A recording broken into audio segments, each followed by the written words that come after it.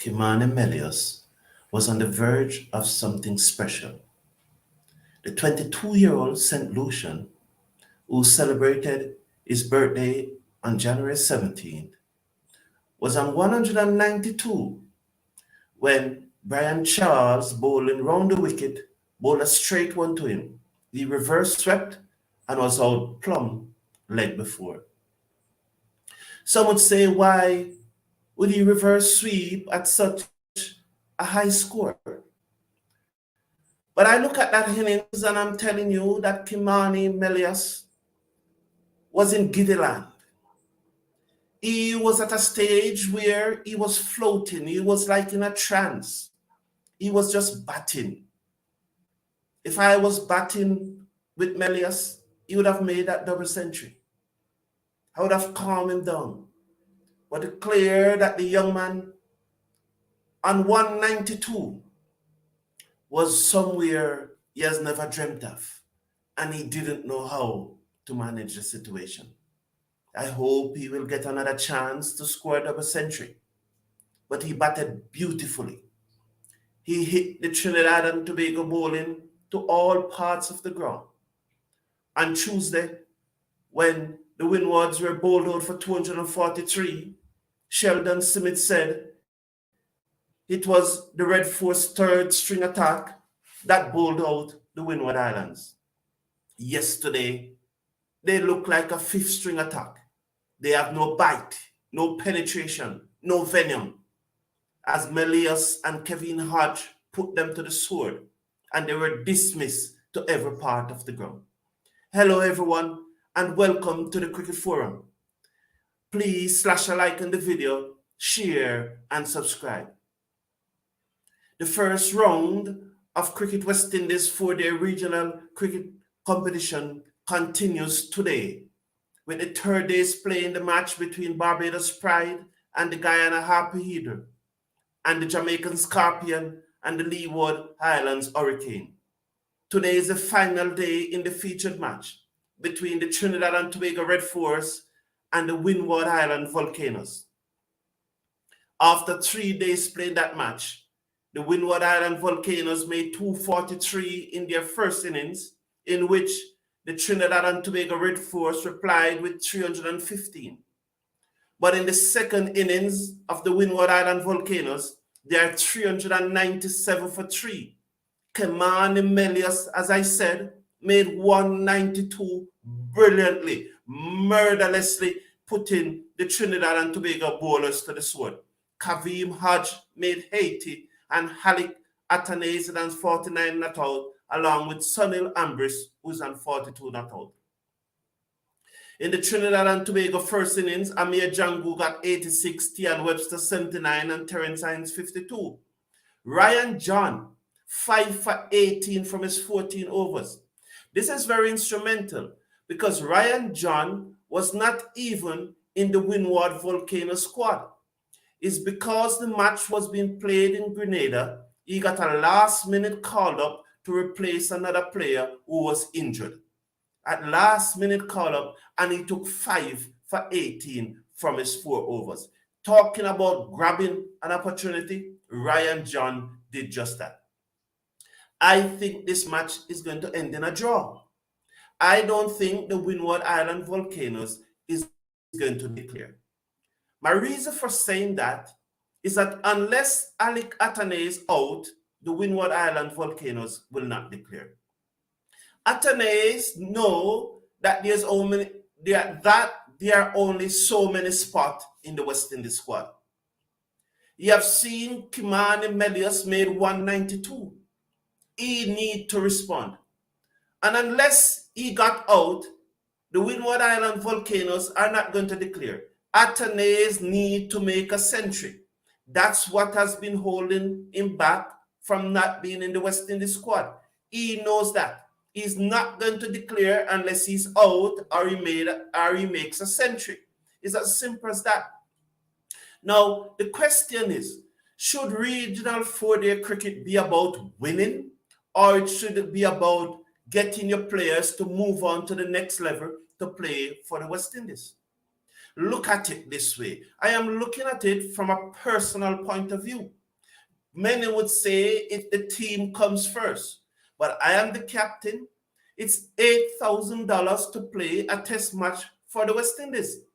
To play these 5 regional matches, they are not getting $8,000 for the 5 matches complete. So what would I do? My objective is to play for the West Indies. I would love Windward Islands to win. I'm putting myself, when I said that, I'm putting myself in Atane's shoes. I would love Windward to win. But then my personal gain will have to come first.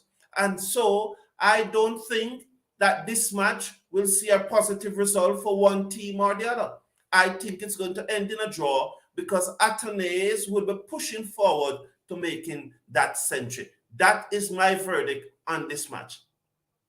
In the second match, which is in day 3, Guyana Harper Eder made 371.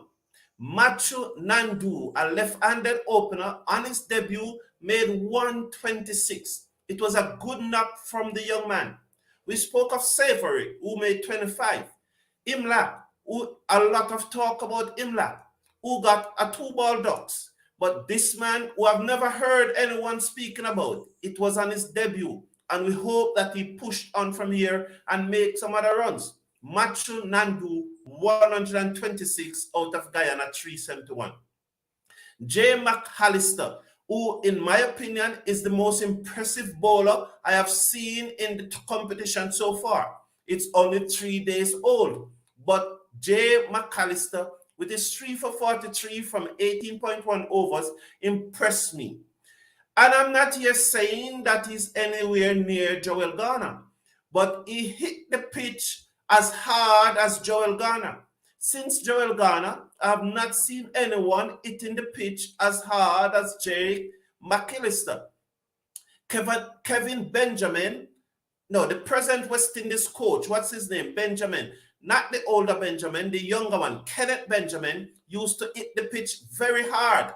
But Jay McAllister is hitting this pitch harder than Benjamin ever did. His 3 for 43 were a good return and a magnificent effort.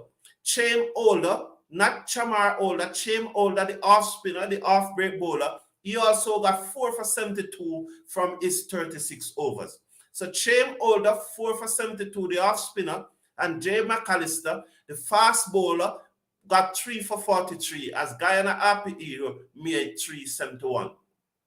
In reply, Barbados Pride were 105 for 3. Shane Mosley got out just before the close of play for 65 of 107 deliveries. So Shane Mosley, I'm very disappointed with the guy who batted 3 Drakes. I think his name is Jonathan Drakes, but Drakes, his dismissal was poor. And if I was coaching the Barbados Pride, you would not see back that team for a long, long time. I do not want my batsmen getting out so poorly. Overall, though, I think the cricket in all 3 games have been good. I think the standard have been high. In my opinion, it is, and my judgment and the conclusion that I have came to, it's the highest standard of regional cricket I have seen in probably about 10 years. The standard was really good. I'm telling you, you can watch it. It's on YouTube. Today is the final day of the match between Windward and Trinidad, but the match between Barbados and Guyana and Jamaica and the Leeward is in its 3rd day. Tune in today and watch it on YouTube. It starts at 9 a.m. Jamaica time, 10 a.m. in the Eastern Caribbean. 3 bowlers from Guyana Happy Eagle got 1 wicket, but Shamar Joseph, who I love Shamar Joseph, I told you the story about Shamar Joseph, who was a security guard. He gave up his job as a security guard. He resigned his job as a security guard.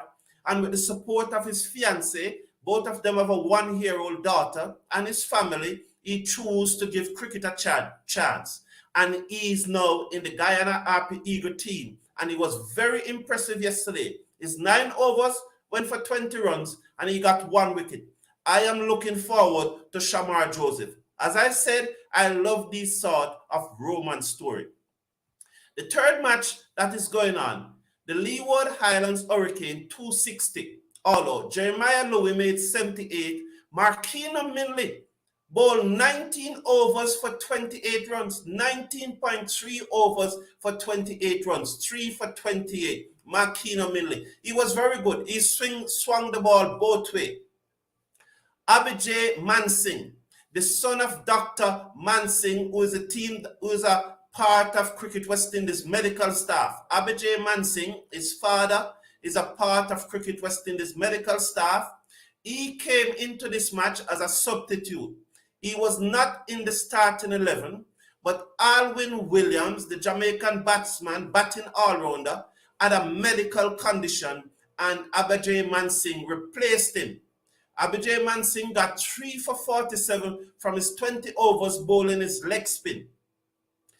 So Leeward Islands Hurricane 2 for 60, 260 all out. Jeremiah Lewis 78. Marquino Mendy 3 for 28. Abhijay Mansingh, the substitute, got 3 for 47 from his 20 overs. Jamaica Scorpion in return reached 186 for 6. Leroy Love made a belligerent 79 from 82 deliveries before Cramp take care of him. He was batting so well, but Cramp got the better of him and he played a loose shot and got out for 79. Mansingh again is on 34 not out. Just before the close, Cornwall got the Jamaican captain Paul Palmer to chip that one and he was out caught at first slip. Colin Archibald was very impressive. I think the captain used Colin Archibald wrong. Colin Archibald bowled 10 consecutive overs, 2 for 37. He would have gotten a third wicket when Cornwall dropped Palmer at first slip. Clearly, I have nothing against Cornwall, but that catch was dropped because of lack of mobility. And otherwise, Colin Archibald, who you know I think should be in the West Indies squad in Zimbabwe, would have gotten a third wicket. But I think the captain used him poorly. He bowled him for 10 consecutive overs. And when Palmer and Love were putting together that partnership, he did not have Archibald to call back on. I just think that he overbowled Archibald. Rakeem Cornwall, as you see there, got 3 for 47 from his 18 overs. Cornwall again was in the wicket. So that's the roundup on the 3 matches. Jamaica Scorpion versus Leeward Island Hurricanes. Barbados Pride versus the Guyana RPE.